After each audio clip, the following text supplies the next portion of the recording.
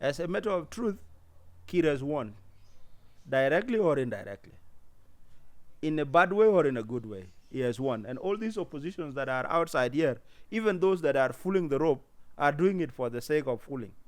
The truth remains, you cannot be a viable entity in a foreign country.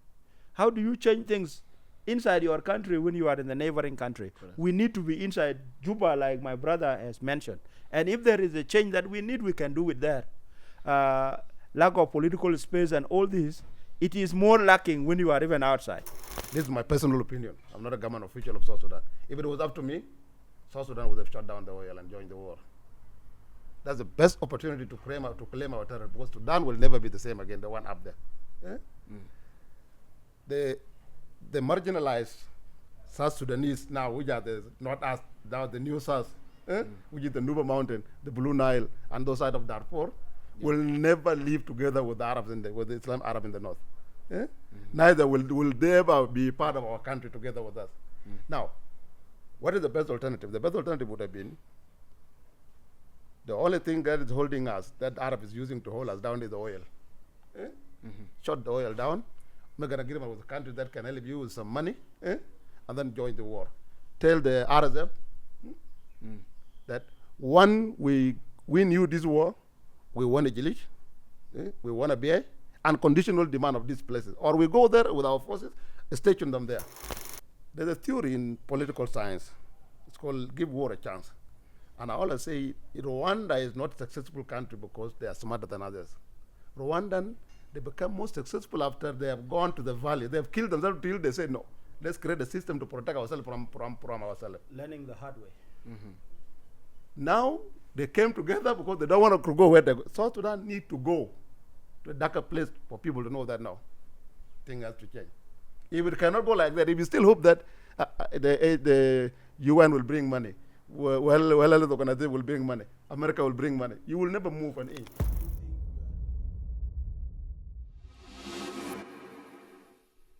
Ladies and gentlemen, welcome back to The Point. I am your host, Sebit Carl Gordon. And of course, you know, at The Point is the home of scholars. And at the Scholars Hub, we focus on information, transformation, and entertainment. Today on the set, I'm joined by heavyweights. And you know, it's going to take a political angle in this perspective. So let me start from my near right is Dr. Emmanuel Sande de John, chairman of South Sudan United Front Progressive. Also a master's degree holder in, that is, business and administration, doctor by profession at the University of Nairobi, and a current law school student still at the University of Nairobi. And to my far right is, I call him senior, Jerkuei Marek Anyuon, who is the ED, that is executive director of Nile Family Foundation, and also I hold that is BA, bachelor's in economics, still at the University of Nairobi, and definitely has been studying also abroad, that is in Australia. He will tell us more about it. And without further much ado, let me welcome them to the show. Let's start with the first segment, that is deciphering an African proverb. So for you, Doctor, I'll give you one interesting African proverb that it says, when a hyena wants to eat its children, it first accuses them of smelling like goats. How do you decipher this? Thank you very much for bringing first the proverbs. Going by the words of Chinua Achebe, the African renowned writer, he has actually made it clear that proverbs are the palm oil with which words are eaten. This proverb that says that when the hyena wants to eat its cubs, it first accuses them of smelling like goats. We know in African societies, animals are associated with our tales and stories by the fireside. Hyena is known to be an eater of goats, a very ruthless one in that context. And there are situations where hyenas would be deprived of what to eat, maybe because of the seasonal variations where food is scarce. By the time they opt to eat their cubs, they cannot directly eat them because their cubs are their own offsprings. But they have to create a situation that would compound matters so they can benefit from the compounding of the matters. Generally, hyenas might not eat their own cubs, as it is alleged by the proverb, but the truth remains in a situation where somebody needs to be implicated, there are always accusations levied against them. That kind. And that's the analogy from Dr. Saturday John. And to my to senior Jerkuei Marek, your proverb is a Ghanaian proverb. It says, "Do not beat a drum with an axe." How can you decipher this socially and maybe even politically? First, we need to dissect what is the meaning of a drum. Correct. What is the function of a drum? What does the drum do? Yeah. Drums, it's mostly for celebration. Correct. Because if you don't have the drums, there would be no beat, there would be no dancing. So the drum is the one that motivates people to start dancing. So it's for celebration. Number two is also, in some other cultures, it is used to announce a war or a danger in some places. Sometimes it is a drum, sometimes it is a horn, so it depends. Now, if those are the function of a drum, socially, and then what does it do if you take an axe, knowing what the axe look like? Because you cannot, the reason for beating the drum is to produce the sound. But if you beat it with the axe, you will destroy it. Yeah? Yeah. So the person who came and beat the drum with the axe does not have the intention of celebrating. The intention is to destroy. Either to destroy the celebratory mood this community have, or maybe to make sure that the instrument that they use to inform themselves when an enemy come is not working, so that the enemy can just get them ready. Correct. I think that's what it has cultural and political connotation. Political connotation is also the drum, like for example, the one who guide the masker, for example, in a military camp or in the community, the one who guard outside. If you come and silence that person, you can easily penetrate without being noticed. We call them in the Dinka name. So if you get the names out first, you will be able to get your enemy. So I think that's what it means politically. You also get your enemy while they don't detect who you are by destroying the instrument that make them alert of you. Yes. So, ladies and gentlemen, at this juncture, I think our first segment of our guests are able to decipher these proverbs. Also, you can tell us on the comment section on how your own interpretation of those proverbs according to you. Without wasting more time, we are going to the next segment where we'll be touching and commenting on the current affairs that are going on globally and even at our African perspective. So let us start with Donald Trump. He won. He has made so many changes in his coming here, and some of those changes may directly affect the Africans, the third world countries in particular, in terms of health and so on, because he has removed the aid and so on. So, what's your take on that, Senior Jerkuei? It's a bit complicated topics for some people who have not been, especially your viewers, who have not been indulging themselves into politics. Correct. The way the politics in the West is defined is mostly left, conservative, and progressive. Correct. Trump happened to be a conservative, and I have been a conservative. I've been following Trump. I supported Trump big time. Yes, the African or the third world countries have been dependent on aid, on some other things that they need from the West world until they forget that they can be independent by themselves. It's going to affect, but for me, my personal view, I support it. I support African to be at least inward looking, like what Uhuru Kenyatta said. You don't pay taxes in America; those are taxpayers' money. Are we ready? No, but you cannot be ready unless you are left in the wilderness in the very beginning. You cannot be ready if at all. Let me tell you one thing.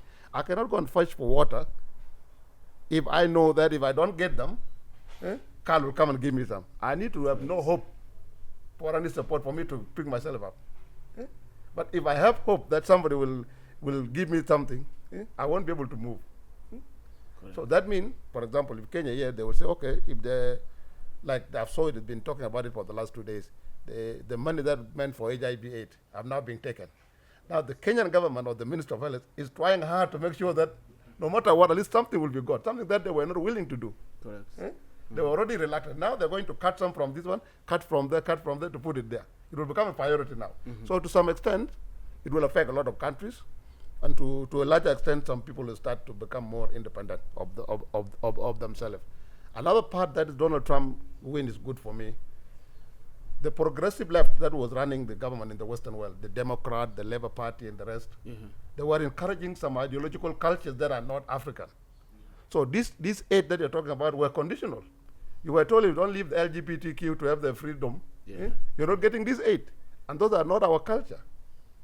They were encouraging in European countries that some other American countries stayed. And most African countries refused. No, the problem is not refused, but look, there's a difference here. When Obama came here and talked with Uhuru, when Uhuru was the president, Uhuru made it clear it's a non-issue. Correct. When Ruto was elected, the first interview with Christina Manfo in CNN, he was lukewarm about it. He wasn't like Museveni. Look, Museveni is very clear. Ruto was lukewarm about it. It wasn't very clear. The same way Uhuru was very clear. He was diplomatic because about no, it. he won the aid, the money. The money. He doesn't want to tell you that he's not radical about it because of money, but that's what he wanted. He wanted his money to come. And when most of African countries went to Russia, he went to US, to Biden. So basically, let's look at the bad part and the good part. Correct. The coming of Trump or the coming of the conservative in the Western world, for me, is a good thing. African countries are so used to free money that they can be told, do this, and they will do it. What is this strong cultures we're talking about? They have been existing before, but we have not been magnified by the state. The biggest problem that somebody is pushing even to schools to teach the young people who have not have the faculty to think yet that there are more than two genders. So to some extent, I will come back again, but that's what I think. It will be beneficial. It will preserve African cultures, and it will also make us look for alternative to finance ourselves. Doctor, what is your comment on that, and also touch on deportation on immigrants in the United States? Yeah, thank you very much once again. My perspective on this international politics or current affairs is that first I can say congratulations to President Donald Trump for winning the hearts of Americans to re-elect him for his second term, although it was interrupted at some point. With his policies, as always, every country would run its policies the best way they deem can benefit their citizens. The decisions that he has made are subject to scrutiny from the local angles, because they also have a vibrant house like the Senate that can be able to scrutinize where he went wrong and where he went right. With the issues of migrations, as mentioned, it is up to the countries that have seen this as an impact that they deem negative to view it again, because nobody migrates if the country is at peace with itself, if it has offered the citizen what they deserve locally. So the basis of the migration, as we have studied in demographic courses during our time in school, especially in medical school, we used to have this course called community health, and community health, inside it there is demography and populations that we study. So there are factors that lead to migration. We have the factors that will fudge and the factors that will fool, the fudge and the fool factors. So USA has been providing citizens with freedom, with the resources, and then that becomes a fool factor. It fools us towards them. While the fudge factors are our wars, the hunger, and the other disasters that have happened. Yes. And all these have local management. From the migration aspect, if I were to be a leader of a country, I would protect my citizen by disallowing wrong elements to mingle with them. Correct. From that perspective, it should be viewed not as a xenophobia or a kind of hatred, but a genuine migration law to be strictly followed. So I don't have a problem if somebody is a criminal in USA and the president of USA opted to deport them. That one is acceptable. Even if I were to be president here or in South Sudan, I can be able to do that. Because you cannot allow the criminals to destroy your country by perpetuating crimes. Crimes can come in form of drugs. They can come in form of other criminalities. We know how we can be able to dissect that. From that angle, the law has to be used, not only the emotions of the leaders. If they use the law to implement their policy based on it, there is no problem with that. With the foreign aid, my brother Jerkuei has clearly stated it. Foreign aids come with a lot of attached strings. Correct. For example, he has mentioned the gay and lesbian rights that are attached to it, and if you don't accept, you will not be given the aid. That way is promotion of bad habits. I am happy with Trump because he has opted to say that he is not for gay or lesbian. This is personal. I don't have a problem with gays or lesbian, but that is unnatural. As a scientist, how can I create a woman in a man or create a man in a woman? That is completely not happening biologically. We can be very blunt about it, and I appreciate Donald Trump for outlawing it. That is acceptable. No, I think for Donald Trump, he touched on gender only. The issue of LGBTQ was not specific about Well, what is LGBTQ about? It is all about the change of gender. For example, gender is a role in the society. That is the definition of gender. And now gender will have what we call masculine and feminine, the sex aspect, where there is a male and a female. You see? These are the foundation. If there is a female, there is a male. Okay? And these are the things Americans have outlawed long time ago, that a child will be born and he has the right to decide later on which sex he belongs to. So you cannot assign yourself to be a man or to be a woman when you are violating the laws of creation. This is something that I support Donald Trump on, but I don't support him on this idea of the birthright. Birthright is birthright, and it is known. It has been defined categorically in existing laws. Correct. Why must it be taken away? Correct. This is an aspect that needs now to be reviewed by the senators of the U.S. and other concerned bodies like the courts, so that they can be able to restrain the president. President should not have excessive powers until he can damage. He can have powers to a certain limit. Excessive powers can also lead the country into weaknesses. Let me just interject a little bit on some few points that Dr. Sanders said. Yes, and also answer previously you had stated you are pro Trump. Even on my Twitter letter on my handle, you'll find me. Removal of the aid completely. I don't want aid. You see, in the aspect of South Sudan, do you think we will survive? No, I will definitely without it. I will definitely come. Okay. What I want to say is that it takes a lot, not only academics, to understand how the world works. Some of them it is interest, number one. Be interested in following this kind of political event in the whole world. When you are interested, you will now read more books, you will now follow more. Trump is an isolationist. He wanted to isolate America. Since he was a businessman, if you go back and look for his clips, 1985, he was saying America has been taken advantage of by other countries. Now, his message is American first.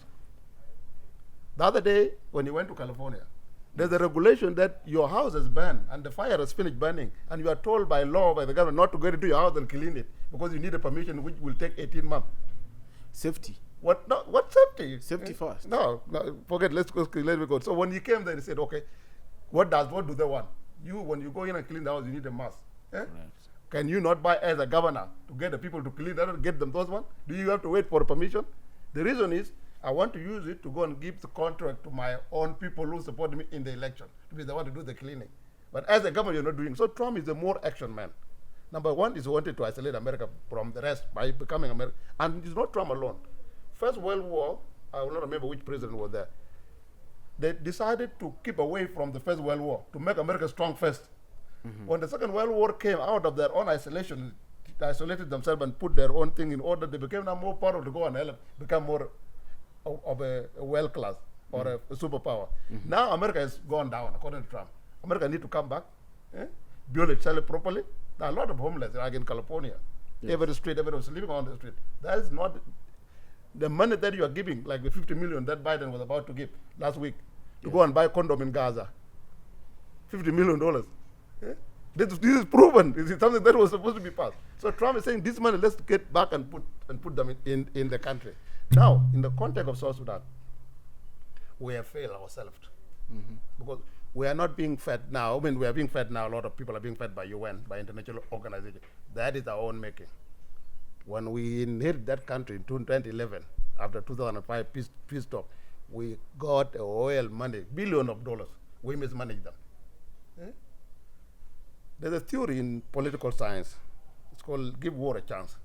And I always say Rwanda is not a successful country because they are smarter than others.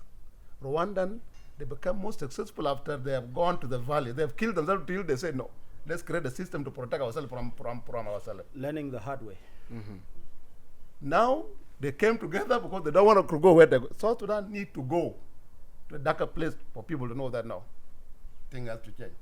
If it cannot go like that, if you still hope that the UN will bring money, the organization will bring money, America will bring money, you will never move an inch. Do you think we are really fit and in a situation to handle those from health department actually? The way you look like you go to the gym. When the first time you go to the gym, when you go first time you go to the gym, you are not fit. But if you practice it more, by putting a lot of pressure on you, you become more fit. South Sudan need to be deprived of some things. Not South Sudan, the other need to like be deprived. These ARVs those people need them for survival. Yeah, but you naturally your immune is. So no, what I mean, gone. you need them. But Yeah, what is going on in them. South Sudan now is not even that.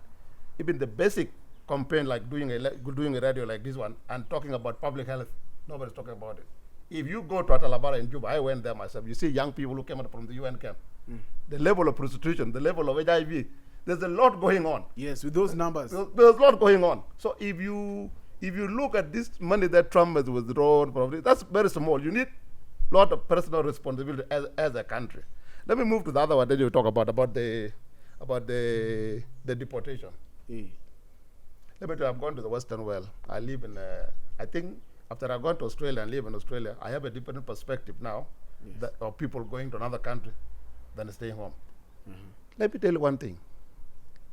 It takes more than being given a citizenship to be a citizen of that country. Integration. When you go there, as someone who grown up like me, you go there, you sit, for example, for dinner or a holiday during Easter or something. The family, the people who will sit with you, they'll got a historical record of where they've been living. You'll find a grandparent sitting there, grandfather, the entire family, and they're talking about how they grew up, the kid. But you just come and jump in the city center, living in the apartment. You have no attachment. Your social aspect of life is gone. And then when that social aspect is gone, you wake up in the morning, you go to work. Tomorrow you go to work. You can be here in Nairobi with me, but I cannot meet you. You become like a robot machine. You have no life. Your kids don't match with and you see now there's a lot of crime happening with South Sudanese in Australia. Everything about us go and turn upside down. So a lot of criminals that Trump is talking about are people that instead of being useful, they become useless to themselves and to the continent and to the country that took them in. Now, so they're adding nothing to the economy. But now, who do they deport? They don't deport a citizen. If you become an American citizen, even if you are a criminal like what, you cannot be deported because the citizen cannot be revoked. But some of them have gone there for more than 15 years. Those is green card. Even following the system to become a citizen. He failed. And do you know why he failed? Immediately, he spent 6 to 7 months there, drunk driving, caught with drugs, over speeding. And all these things, when they pile up, these criminals, when they pile up, and then you go and apply for a citizenship, the first thing you ask when you apply for citizenship in the Western world, police record.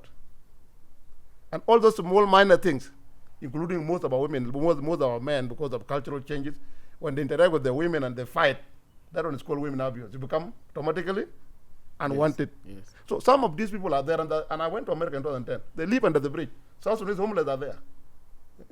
So it is okay, let them come back home. It is also okay if Trump was listening to Trump and maybe countries like Australia, they were listening to other countries like South Sudan, we would do what is called a rehabilitation. Like here in Nairobi, you guys know that there's a lot of families that brought their kids from Australia. Why did they bring them? Because they're scared of being recruited by the South Sudanese criminals.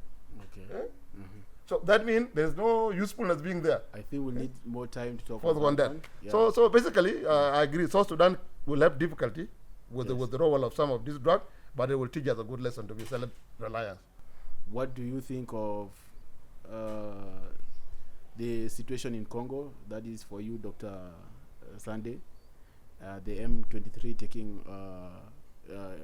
taking Kinshasa. They've already taken it actually. And to you, Kinshasa or Goma? Goma. That is Goma. Goma, yeah. Yeah. They haven't gone to Kinshasa yet. The That capital is of North Kivu. Yeah. So and to you, senior, what do you think about the current conflicts that are going between the two Sudans? I think is more of xenophobia, which has been going, and your comment on that. Okay. My position on Sudan since 15th of April, when the war started last year, I think. No, 2022. Yeah. Was me, this is my personal opinion. I'm not a government official of South Sudan. If it was up to me, South Sudan would have shut down the oil and joined the war. That's the best opportunity to claim our territory, because Sudan will never be the same again, the one up there. The marginalized South Sudanese now, which are not us, the new South, which is the Nuba Mountain, the Blue Nile, and those side of Darfur, will never live together with the Arabs with the Islam Arab in the north. Neither will they ever be part of our country together with us. Now, what is the best alternative? The best alternative would have been the only thing that is holding us, that Arab is using to hold us down, is the oil. Shut the oil down, make an agreement with a country that can help you with some money, and then join the war. Tell the RSF that one, we knew this war, we want a Jilish, we want a BA, unconditional demand of these places. Or we go there with our forces, station them there. So that's my position on that. Otherwise, comment on that. I'm not a government official, but that is what I think. So needs to be able to do. That is a very radical approach. Then on the killing of the purported Sudanese business people, to be honest, the way people have been killed in Medellin was not inhumane. Good. Yeah, it's very inhumane, and you are a human being. You can retaliate. And personally, me, if I see that video also, and I'm in a position where I cannot control my emotion, I may also end up doing something not good. But of course, these people also are refugees. They've run away. And they're also suffering from what is happening in Sudan. And the Islamists that are carrying out those kind of killing actually don't want them. They want them to be killed, because they see these Darfurians as the supporters of RSF. So if Arab killing South Sudanese in Medellin resulted in 2 South Sudanese killing Darfurians, actually we are helping the Islamists. And we are helping the Islamists. And that's something that our government should have been able to explain better. If you are against the Muslims that are killing people in Medellin, by killing Darfur and Nuben who are here, you are actually supporting the Islamists in Khartoum. So it's something, the message that has not been communicated properly by our government. But xenophobia is going to happen. There are a lot of things in South Sudan that South Sudanese will retaliate in the long run. One is this thing of Arab.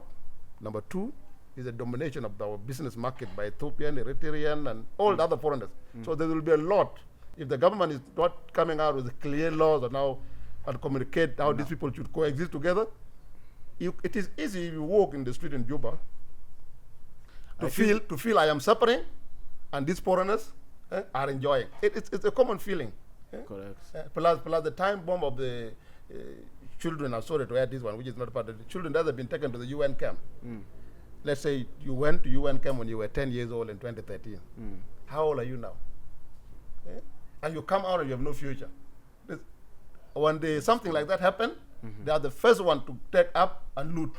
Correct. I think that's where I can end for now. So I think in regards to that, we need like serious economic empowerment programs, especially to our businessmen, for the SMEs, that is small and large scale enterprises business. To me, Congo has been going through a lot, like South Sudan, and the problems of Congo came from themselves, but they are fueled by external forces. I saw a heated kind of exchange between the leadership of South Africa, yes, and as Kagame. communicated by the minister, that is Minister of Defense, communicating the message of President Ramaphosa to the President of Rwanda, saying they are warned on that issue, because Rwandese are said to be involved in the conflict on the side of M23. Others are also saying Museveni and others were contributing forces like Kenya and South Sudan to create a buffer zone, like to ameliorate or alleviate kind of unrest that was happening there. But unfortunately, that is not the case. The rebels are advancing. It seems the other leaders have not done a good homework. First of all, they did not institute a functional diplomacy to restrain any contributing country to the conflict in Congo. It becomes the war of resources, where a country is interested in installing at least a team that he sees if they capture that country, directly or indirectly, the benefits will be accrued to his nation. All in all, I will not talk so much. It is a regional issue, and there are actors involved. Also, you have mentioned about Sudan. I am a Sudanese then. South Sudanese that are today born after 2011 are the truly South Sudanese. But those of us who were born before the independence of South Sudan, we were Sudanese first. And then they say in Arabic, Sudanin al-Junubin, Sudanese that are from the south. We actually have historical heritage. Sudan is our country before. Now we have a different country stemming out of it. And there are people who did not believe that the country was divided. And those South Sudanese went there in 50s, in 60s.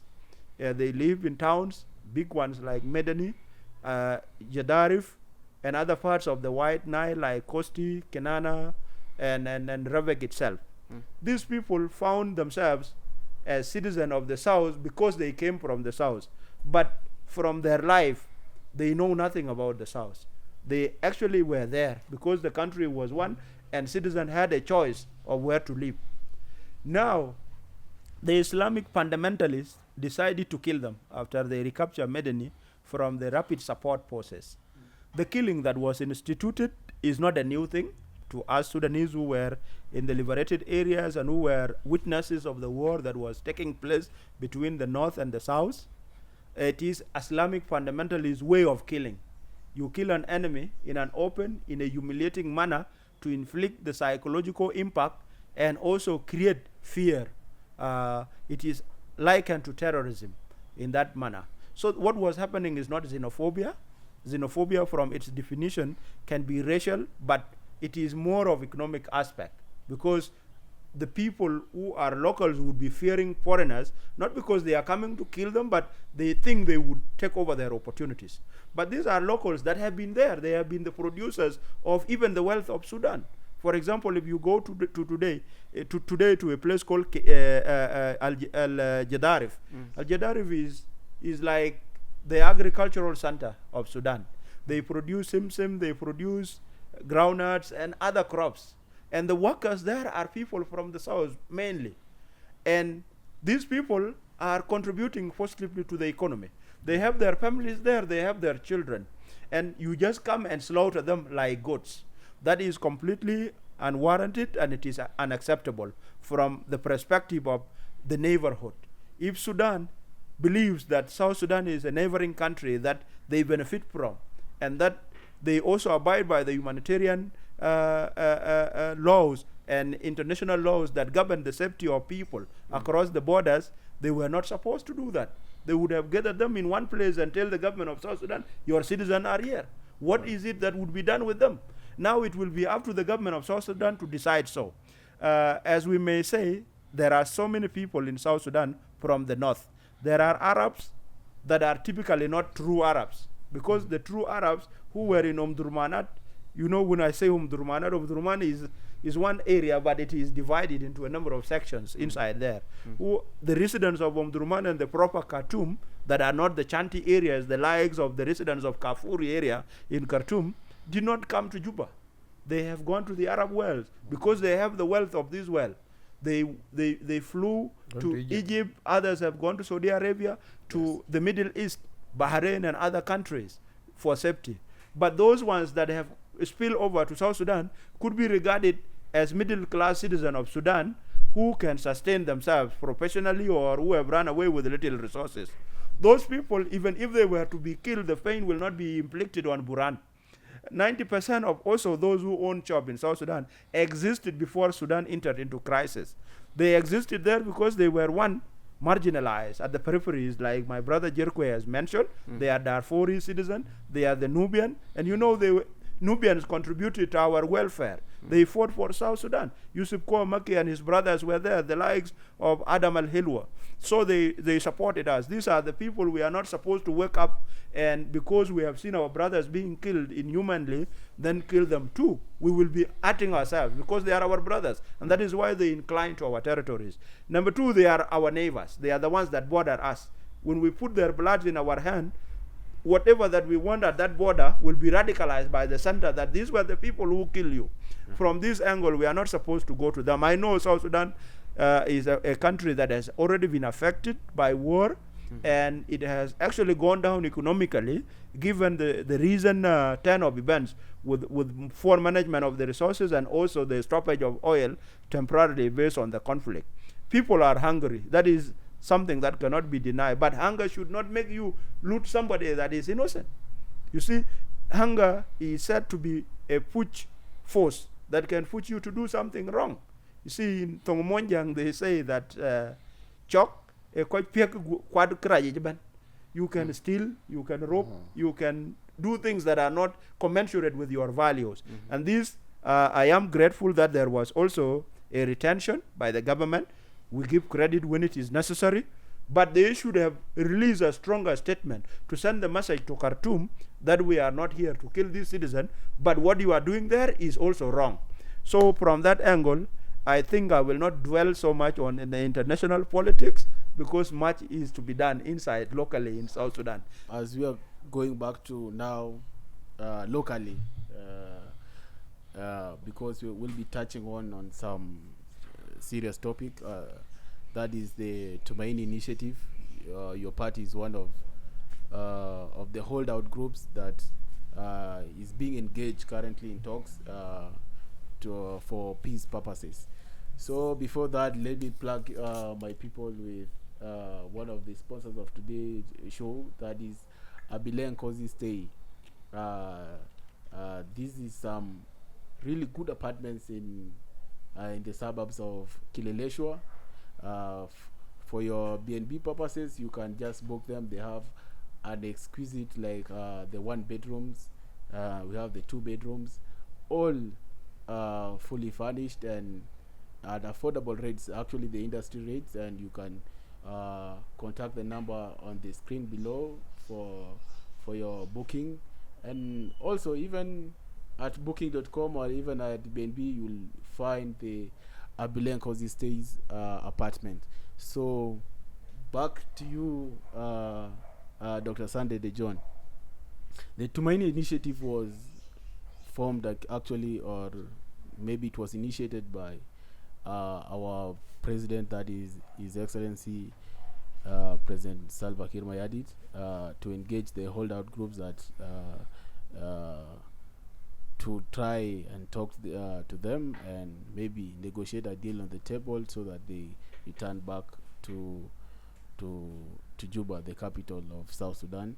And so far the initiative, it has been encountering some challenges.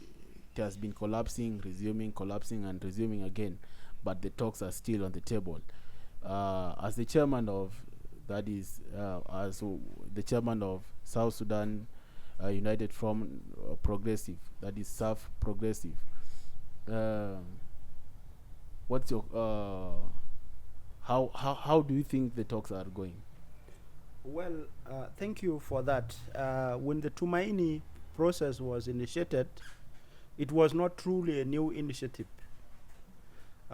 Based on our formation of SOMA in Hague, Netherlands, around 2019, the Catholic community, what they call Community of Sant'Egidio, based in Rome, Italy, took the responsibility to bring the South Sudanese warring factions on the table in what they called avoidance of war, because war is the mother of all poverties. If you have poverty or people, you don't have people, your relatives have been killed, it is because of war. If you don't have what to eat, it is because of war. If you don't have money, it is because of war. If your children are not going to schools, it is because of war. So war is the mother of all poverties. And to them, they don't want that one to happen to any nation. And this was in pursuit of the Pope Francis' interest.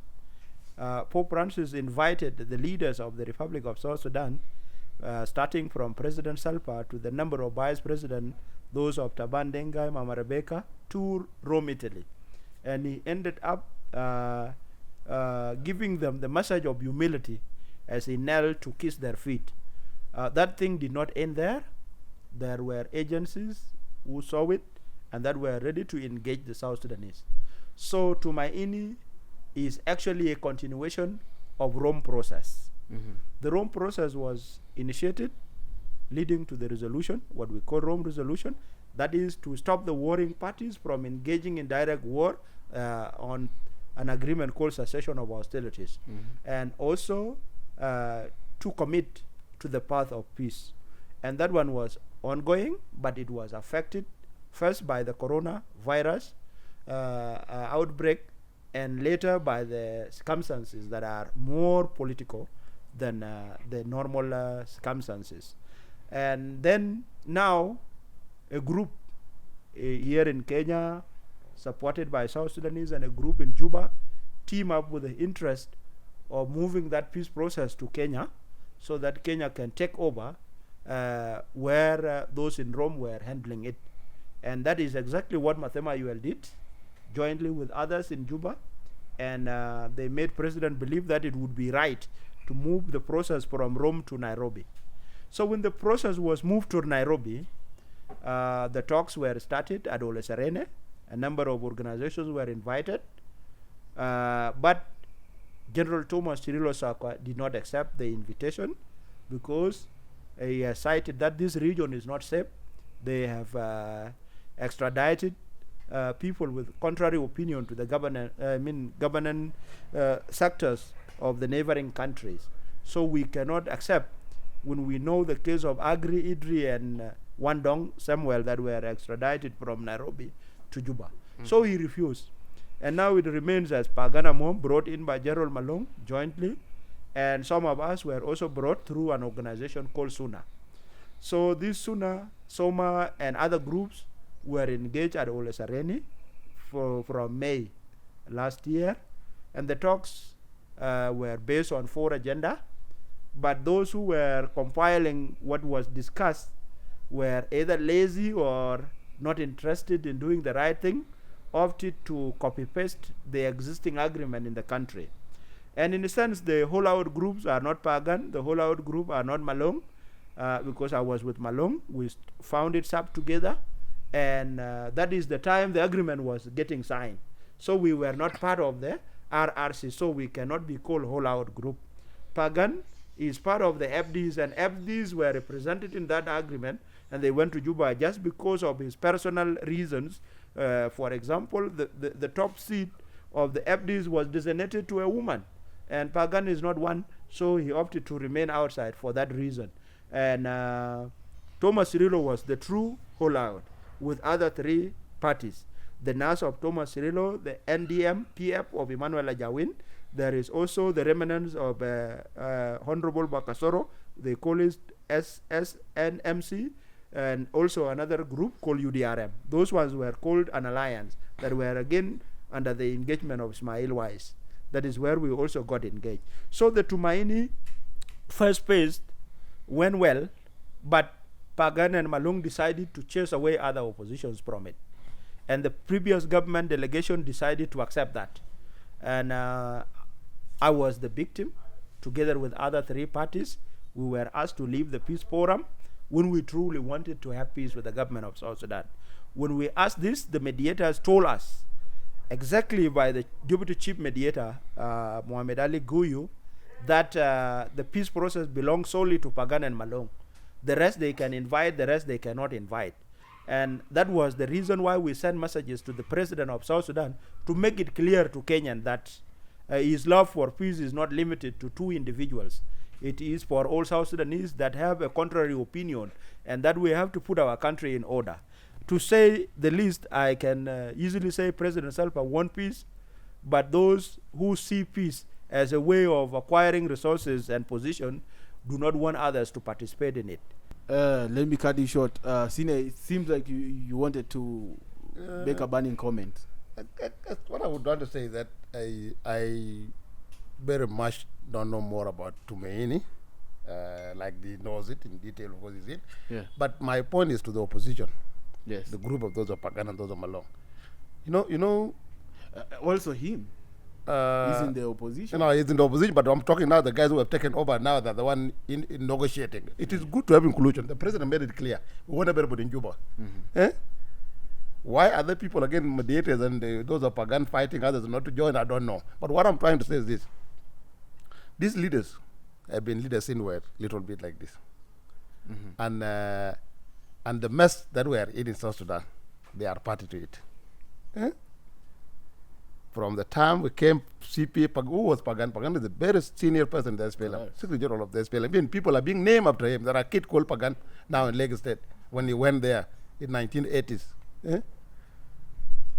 What I'm trying to tell them is that they are stuck in the history.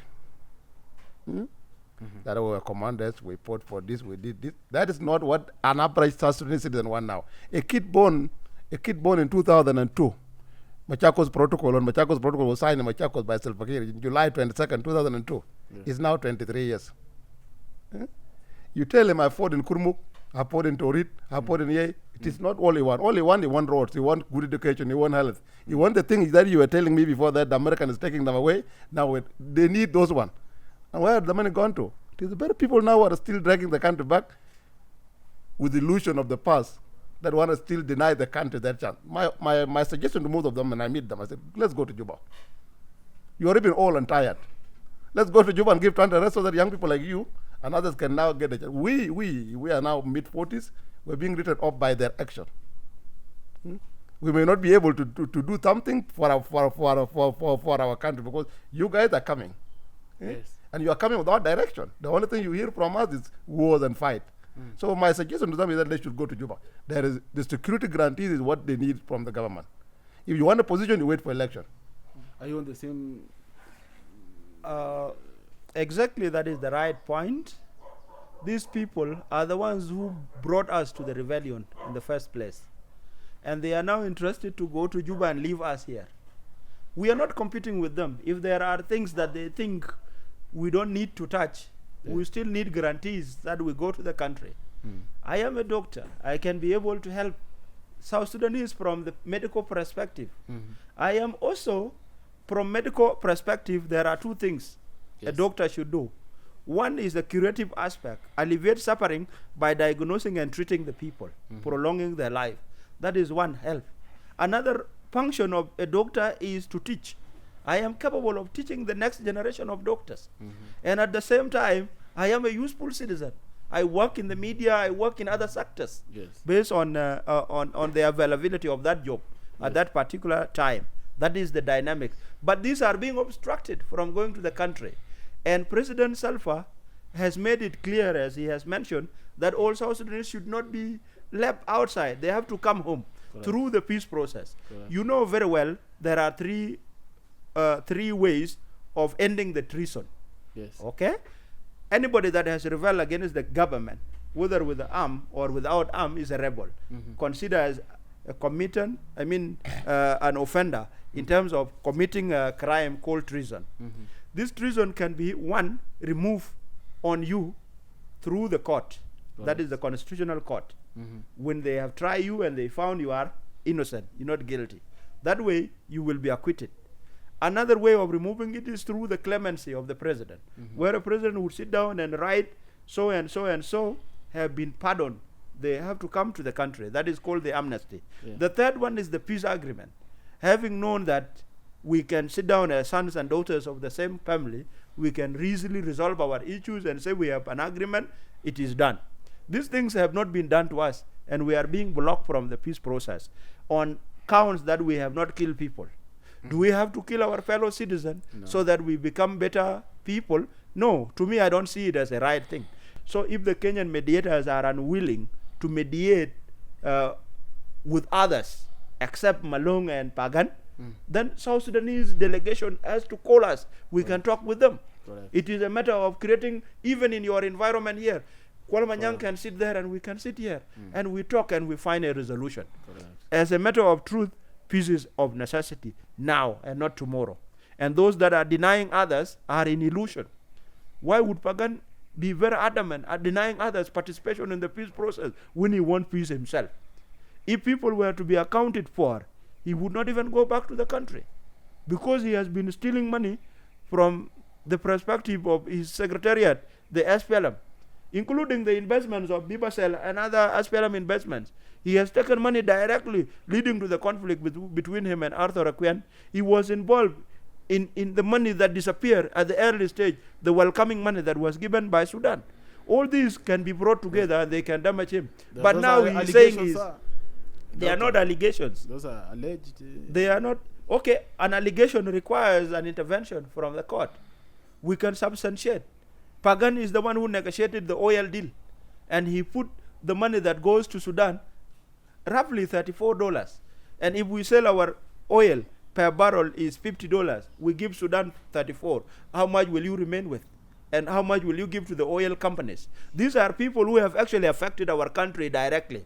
We have documented facts about them. You're beating the drums of peace right now, and you have been calling for inclusivity in the talks, Tumaini initiative, and just as you've stated that you are still on hold, should we not be involved? And let me throw in an example. Should the government grant you the amnesty today and the immunity to protect you back in South Sudan with your other holdout groups that are being blocked into these talks? Will you people book the next flight to Juba? That question does not require many answers. It is a question that needs yes or no. Will you? But my answer is yes. As a matter of truth, Kir has won, directly or indirectly. In a bad way or in a good way, he has won. And all these oppositions that are outside here, even those that are fooling the rope, are doing it for the sake of fooling.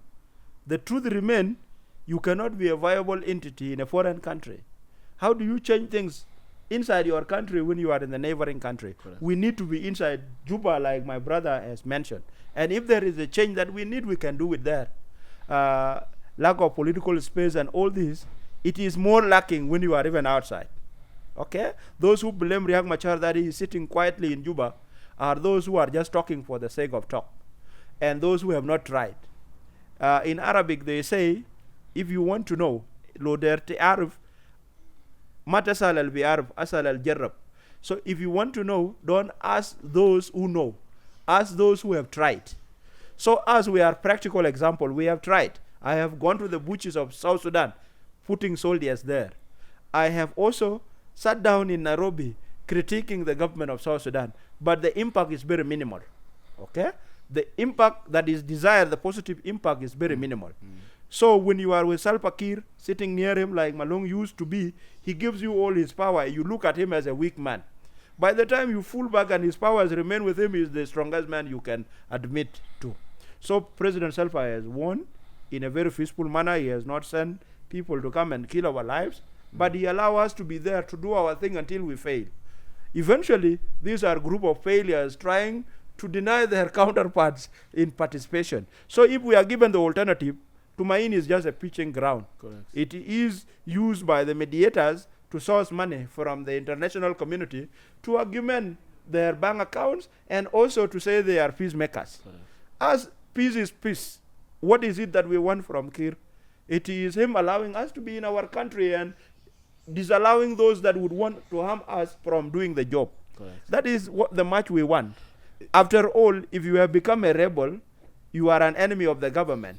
But even if the government does not want to kill you, your local enemies can take the other advantage. Correct. And this is what exactly we want the president to tell these people are citizens and they have a right to be here and nobody must touch them. That one would be enough for us. Correct. One last question for you, Doctor. Few years ago, you would not have said the words you've said today. Because I am defeated now. What was the defining moment, or when your Damascus moment at the moment? Well, then we had an organized force, okay? We have also an organized manifesto thinking we can enforce it on the country for the good of our citizen. But we were unable to manage ourselves well through the leadership of General Malong, and we got crushed. We lost an army. We have colleagues that have gone, and eventually we cannot defeat Kir. And if you cannot defeat, you join. Okay? Kir is no longer an enemy. We need pardon from him so we can join him for the good of our country. So your Damascus moment was falling out with General Malong. Well, it's not it. It's not it. From that perspective. We said mismanagement of the movement. Oh, mismanagement. Yes. So the movement was mismanaged, and it created no impact. I don't actually think Salva Kiir is not the enemy to most people, and he doesn't need people. These people who are those of Pagan, his generation, his group that came with him, they are the one who are so bitter because Salva Kiir has finished with them. They are going with them. Now, for some of us and the younger generation, we need people that want to work with Salva. People think that, yes, failures are there, you can blame the leadership, but there is a point where, yes, you need him for now. Because of that consolidation, that small part that is still there called South Sudan as a country now, it is viable because of them. But if we still decide, okay, let's all fight and nobody will win, we will destroy the country. So those of Pagan and his team, they are bitter. Because in one generation, there's one leader. Correct. There are two leaders that came with John Garang and Salva Kiir. In that generation, whatever remained, instead of them going to help Salva so that they can salvage their name, at least to say that, yeah, we fought for the country, but we did not leave it in a chaos. They need to go to Salva so that they can get a credit as one. But if they start to oppose Salva and stay outside the country, the dark days will be very bad. And the Gen Zs are coming up, even as we are under danger. The Gen Z want to overtake. So that's what I just want to add. People need to be in Juba. There's no need to be being here. All right, I think we were to discuss the third topic. At the point. That is the third topic, that was the stake of the youth. But my director is telling me that it will be a topic for another day as we have run out of time. So for the parting shots, I'll give you a chance to talk to the youth of South Sudan and also the youth in Australia who also keenly follow you, because you're one of they call you a seasoned political analyst on the social media. You're huge there and you have huge following. So have a moment to talk with them. And to you, Dr. Sand, I'll also give you time to talk with the youth also, and also your peers. And thirdly, to your president also. Mostly in my own part-time, apart from political activism, I am more interested in the youth. And I said during the graduation of Jack Marial Madol, Lenana, the former chairperson of Ramli. I said, this city, first time I came to Nairobi, I came 1998. I was about 17 years. I was living in high rise here. There are a lot of things that we saw here. We became political activists. Sometimes we were opposing John Garang. Sometimes a lot of things. All those organizations you're talking about, I am a signatory to them. Like SAC, I'm one of the two members who founded SAC. Like LYCC. So I've known through a lot of youth work. I've learned through a lot of youth work. But one thing I always tell young people is, you need to ask us our failures, not our success. If I was to go back to Nairobi when I was here in 2002, with my knowledge what I have now, would I do things differently? Yes, 100%. I'll take a different direction than the direction I took. And those you need to create a time for people in our age bracket to have a conversation with you. Programs. Number one, I observed in Nairobi here, in some platform, even in Juba, a lot of young people who are now are very less intellectually. You will find somebody has no values that is fighting on political, is not articulate enough or not informed enough. Because to have a conversation like what you were talking about, like the quote you brought from the book, you need to have read. You also need to be known for what you stand on, even if you are against the power. As a young man, you have to be an idealistic. You believe in the utopian. You're not a conservative when you're young. You believe the world can be changed. Everything I see them talking about, that was me. For me, if I sit in a conversation with you, I was so radical. If you don't agree with my word, I'll walk out. But now I've learned to humble. Life has humbled me, and I see things differently. And now in my interest, mostly, that's why I created that NGO, is to work with young people. Number one, let them create something that they believe in. When you believe in something, it will push you. It will also protect you from making wrong decisions. Number two, you need to be accelerated into leadership. Because a lot of things that nowadays need to be done cannot be done by our generation. We'll only guide you. So things like, for example, drug abuse among your age mate. A lot of your colleagues are getting off rail. It was not in our time. Our time we were being governed by our values. The South Sudanese values, alcohol was, if the 2-3 people drink, they will be marked known. Drugs were not even mentioned. So you need to create forum like this, where you guys talk of things like that. There's another one that I've gone to learn when I went to the Western world, mental health. Mental illness is a big issue. It's underrated, actually. It's very underrated so much, and there's nowhere we can do it except you guys having now with the technology and and independent media like yours doing.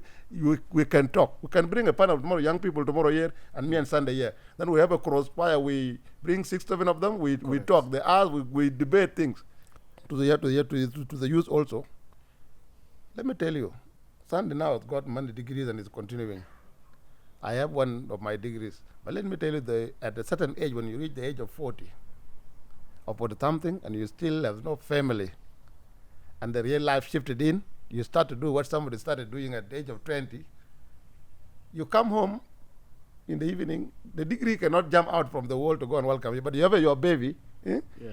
Because what happened to a young man is this: having a family make you responsible. Right.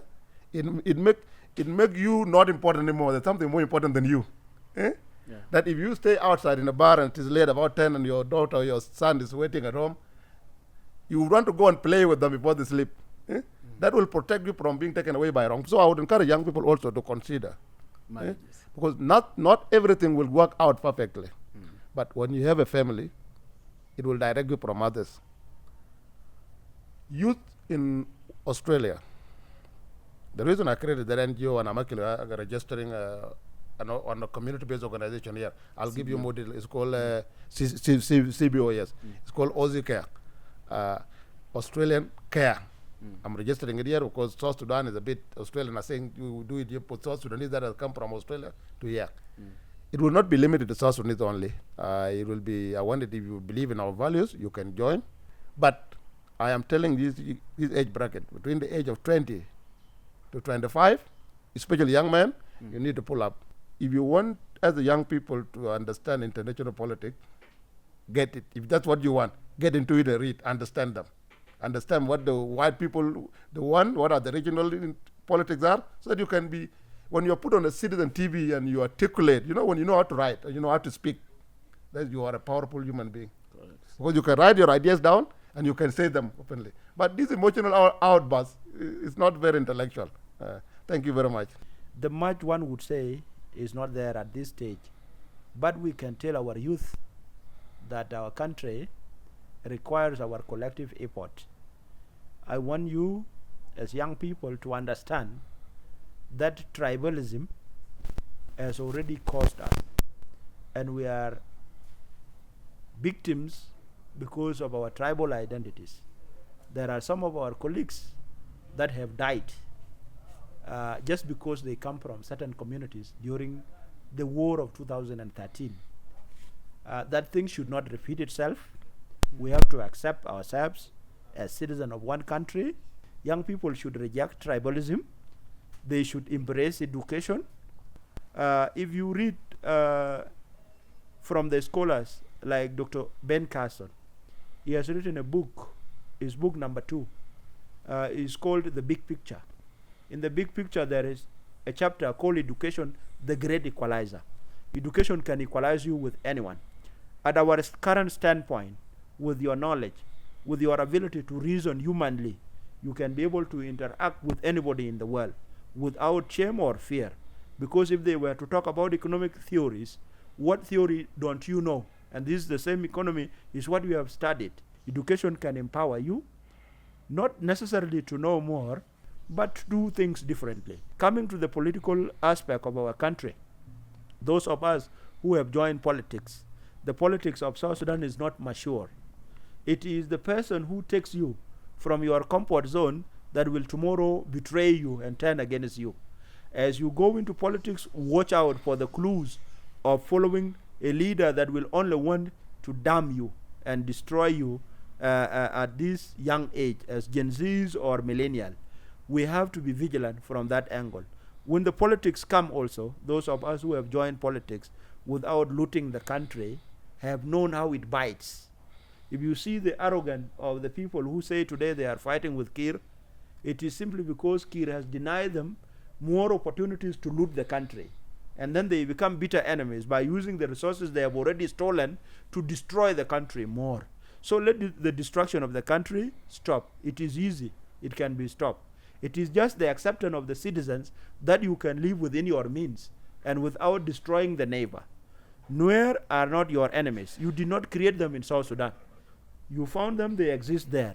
Dinka are not your enemies. It is not you who brought them to South Sudan. Likewise with Bari and the other subsections within the equatorial regions. So we are supposed to accept and embrace each other as citizens of South Sudan and work for the goodness of South Sudan. And on the perspective of peace, we need it. It is not a joke. It is a matter of urgency because peace is necessary for our country. It is peace that gives us the ability to reason well. It is peace that gives us ability to be productive. If we are at war, you don't have time to go to the field and cultivate. So we should accept that as citizens of South Sudan, war or all the related biases, the best option is peace. I am not an advocate of peace because I have been defeated, as I was saying. I knew we will result to peace at last. And that was why I championed for the peace, bringing the oppositions together through SOMA and working together so that we can be able to achieve the desired goal, that is peace. Even if you fight, war is a trigger for peace. You fight to achieve peace. There is nothing you fight for, isn't it? We fight for peace. And when people fight, they are just looking for solutions. I can end by telling South Sudanese that our country is good. It has not gone to dogs. It is still within our hands. And we are only going to lower our big egos because the war in South Sudan is not even about the ideologies. It is about the egos. That I am better than so.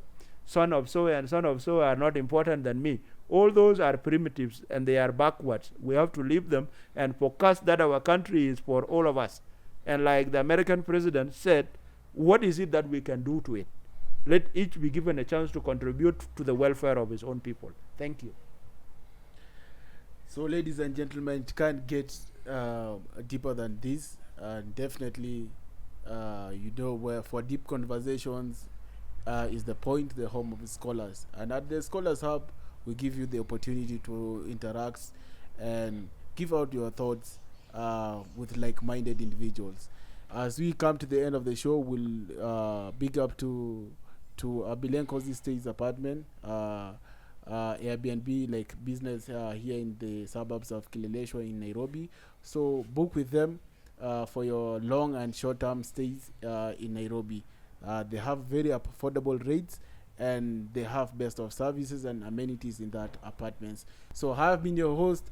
They call me Admiral Carl Gordon, and this has been The Point.